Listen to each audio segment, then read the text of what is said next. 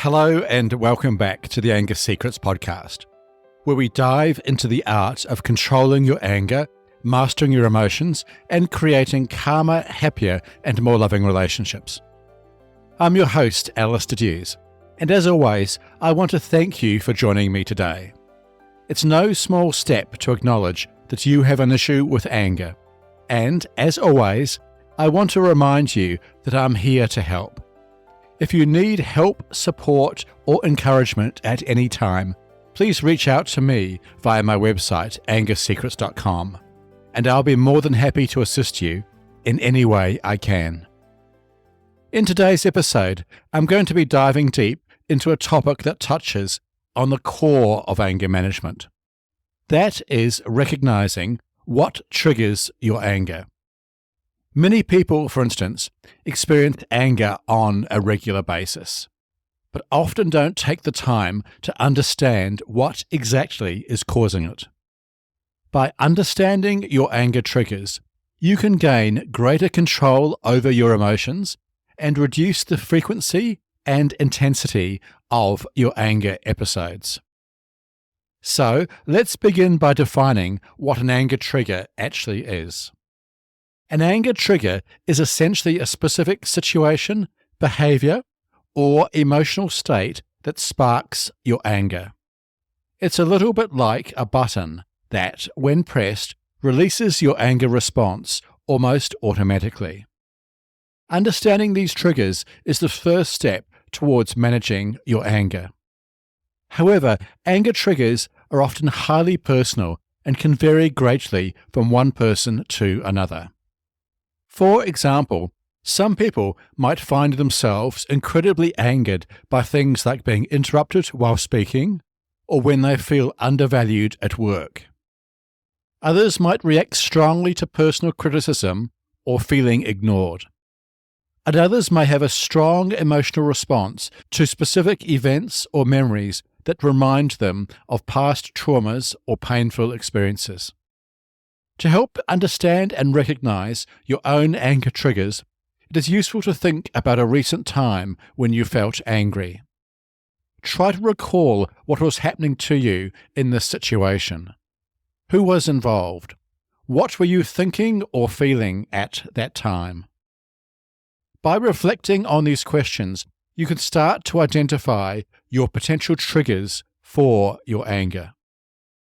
Importantly, however, understanding your anger triggers isn't just about knowing what these triggers are, but also about understanding why they affect you.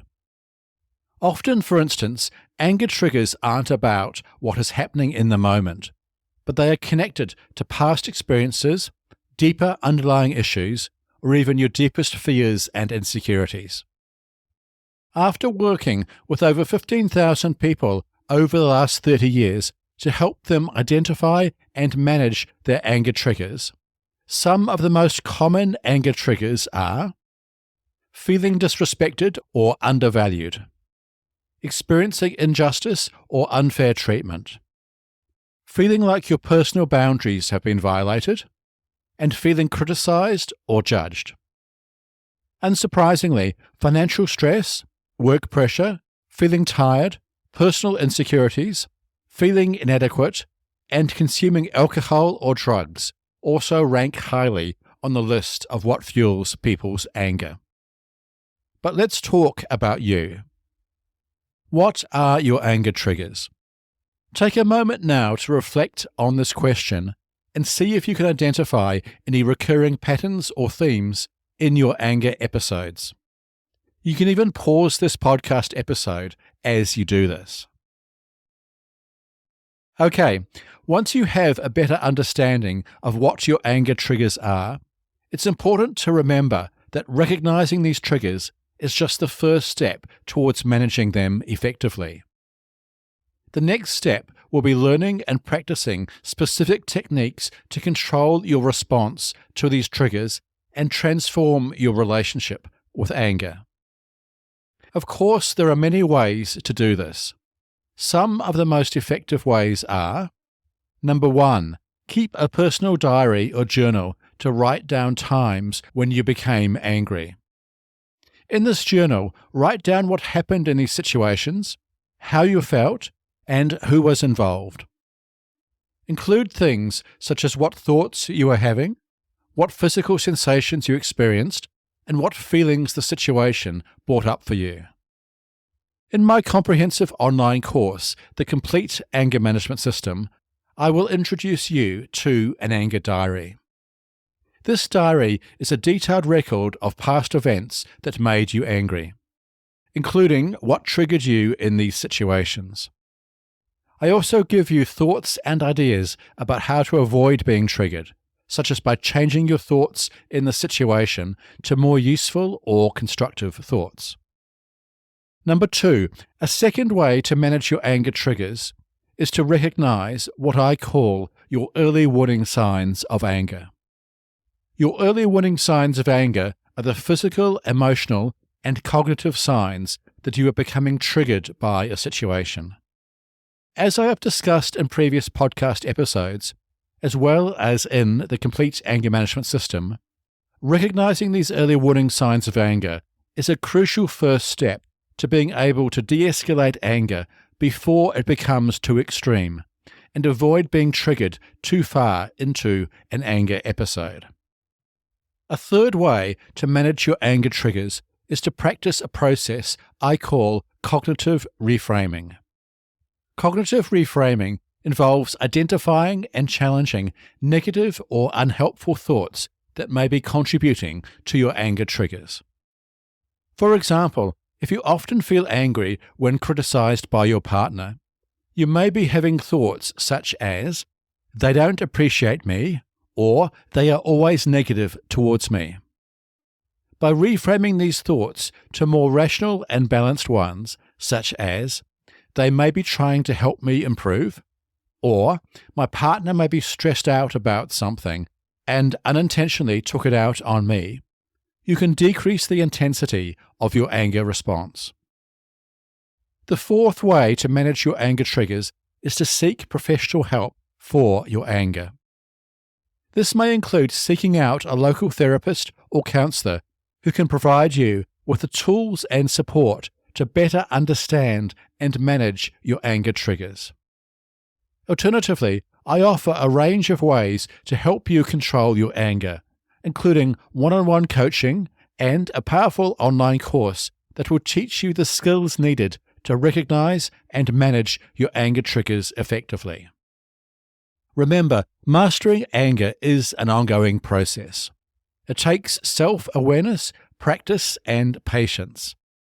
However, by understanding and working on your anger triggers, you can start to take control of your anger, master your emotions, and live a calmer, happier, and more fulfilling life. Remember too that no matter what is going on for you or how challenging it may seem at first, you can learn to control your anger. Okay, that's about it for today. To summarize, in this podcast episode, you learned about anger triggers, what they are, and why it is important to recognize them. I've also discussed some of the most common anger triggers in others, as well as some possible ways to recognize and manage your own anger triggers. These ways included: Number 1, keep a personal diary or journal to record the times you got triggered by anger. Number 2, recognize and learn how to manage your early warning signs of anger. Number 3, practice cognitive reframing to challenge your negative thoughts that contribute to your anger outbursts.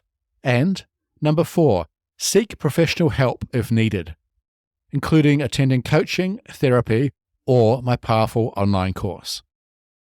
Okay, I hope this episode has been helpful. If so, please follow this podcast and head over to your favorite podcast app and leave a rating and review. This will help other people struggling with anger find and benefit from this show. Remember too, for help and support on anger management, and to learn more about my comprehensive online course, The Complete Anger Management System, please visit my website at angersecrets.com. Thanks again for joining me today, and be sure to tune into next week to learn 3 steps to communicate more effectively with your partner. Until then, remember, you can't control other people, but you can control yourself. I'll see you in the next episode. Take care. The Anger Secrets podcast is for general informational purposes only, and does not constitute the practice of counseling, psychotherapy, or any other professional health service. No therapeutic relationship is implied or created by this podcast. If you have mental health concerns of any type, please seek out the help of a local mental health professional.